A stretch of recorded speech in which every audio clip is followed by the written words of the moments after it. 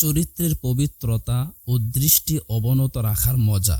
হাবিব ইবনে উমাইর রহমাতুল্লাহি আলাই একজন তাবিঈ, সাহাবীদের শিষ্য, খুবই সুদর্শন পুরুষ। রোমানদের বিরুদ্ধে যুদ্ধে তিনি বন্দী হলেন। রোমানদের 10 ব্যক্তিকে হত্যার পর ধরা পড়লেন।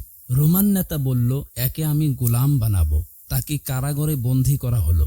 রোমান নেতা বলল, যদি খ্রিস্ট ধর্ম গ্রহণ করো তাহলে আমার অপরূপা কন্যাকে তোমার সাথে বিবাহ দেব, আর আমার রাজ্যের কিছু অংশও তোমাকে দান করব। একথা শুনে হাবিব ইবনে উমাইর রহমাতুল্লাহি আলাই বললেন, যদি সমগ্র জগৎটাও দিয়ে দাও তবুও এমনটা হবে না। রোমান নেতা একথা শুনে বলল, ঠিক আছে, তোমার ব্যবস্থা হচ্ছে। রোমান নেতা তার মেয়েকে বলল, এর কাছে যাও, তোমার রূপের মায়াজালে ফেলে একে দিয়ে অপকর্ম করাও। সে যখন ব্যভিচার করবে তখন ইসলামও ছেড়ে দিবে। অপরূপা রোমান রাজকন্যা, ওদিকে আরবের সুদর্শন এক যুবক, কক্ষে শুধু ওরা দুজন। এই মুহূর্তে এখানে সব ধরনের বাধা প্রতিবন্ধকতা অনুপস্থিত।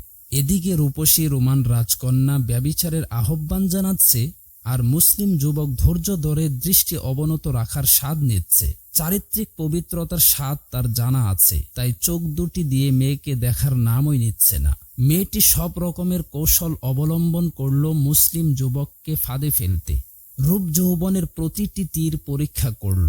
শয়তানির সবকটা জাল বিছিয়েও রূপসী রাজকন্যা মুসলিম যুবকটিকে আটকাতে পারল না।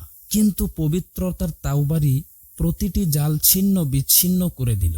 অবশেষে 3 দিন পর মেয়েটি অপারক হয়ে জিজ্ঞেস করল, বলতো, তোমাকে আমার থেকে কে ঠেকিয়ে রেখেছে? আজ 3 দিন অতিবাহিত হলো, তুমি একটি বারের জন্যও আমার প্রতি চোখ তুলে তাকালে না।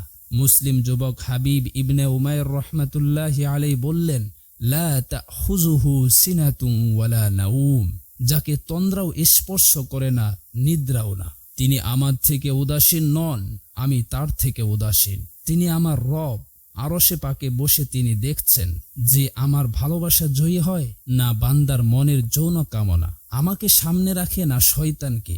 শোনো হে মেয়ে, আমার রবের প্রতি আমার লজ্জা হয়, তাই আমি আমার শক্তিকে দমিয়ে রেখেছি। তারপর মেয়েটি তার পিতাকে বলল, আমাকে কার কাছে পাঠালেন? কোনো লোহার কাছে না পাথরের কাছে?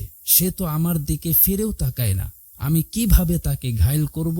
দেখুন চরিত্রের পবিত্রতা তাদের কেমন ছিল। দৃষ্টি নত রাখাই যে কত মজা তা তারা বুঝেছিল। সেই পবিত্র মানুষগুলো দিন মেনেছিলেন, দিনের আহকামগুলো নিজেদের জীবনে পূর্ণভাবে বাস্তবায়ন করেছিলেন। তাদের অন্তরে ছিল আল্লাহর ভয়, আল্লাহর সন্তুষ্টির চিন্তা। এমন কোনো কাজ করতেন না যার দ্বারা আল্লাহ অসন্তুষ্ট হন।